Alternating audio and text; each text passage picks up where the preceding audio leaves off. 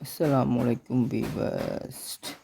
இப்போது என்ன நடந்து கொண்டிருக்கிறது என்று எல்லாருக்கும் தெரிந்த விஷயந்தான். சின்ன பிள்ளைகளை கிட்னாப் பண்ணுவது போன்ற விஷயங்களை அரசாங்கம் என்ன முடிவுகள் எடுக்க போகுது? இந்தியாவில் அதிகமாக நடக்குது. கட்டண விரைவுகளுக்கு என்ன நிலைமை? இலங்கை அரசு எடுக்கும் அடுத்தடி முடிவுகள் என்ன?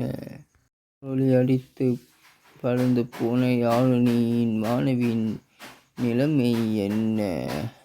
கங்கர உலகங்களை எதிர்பார்க்காத நடந்த இஸ்ரேலின் அதிதர மக்கள் மேல் தாக்குதல், சிரியா, லெபனான், பாலஸ்தீன் போன்ற இது 246வது இஸ்ரேல் அரபு நாடுகளுக்கு நடந்து கொண்டிருக்கும் போர்.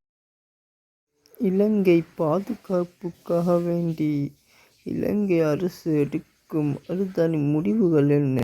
ஒரு ஸ்டார் ஒருவர் ஒரு மரக்கடைக்கு போய் என்ன செய்திகள் அவர் எடுக்கும் பொருட்களை ஒரு ஆமிக்காரன் 2 பேரை வர வைத்து தூக்க வைத்துள்ளார். போலீஸுக்கு ஆமிக்காரர்கள் வேலை செய்கிறார்களா அல்லது அவங்க அரசுக்காக மக்களுக்காக வேலை செய்கிறாங்களான்னு தெரியவில்லை.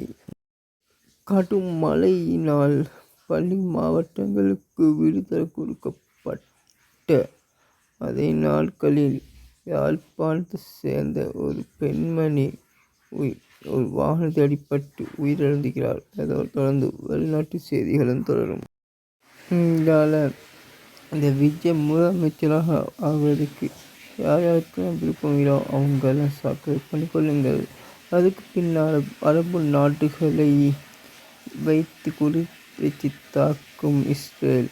இது பாலஸ்தீன் இஸ்ரேல் பிரச்சனையாக பார்க்குறது அரபு நாடு முஸ்லீம் நாடுகள் இருக்கும் இஸ்ரேலுக்கும் நடக்கக்கூடிய யுத்தமாக தான் அதிகமாக பார்க்கப்படுகிறது.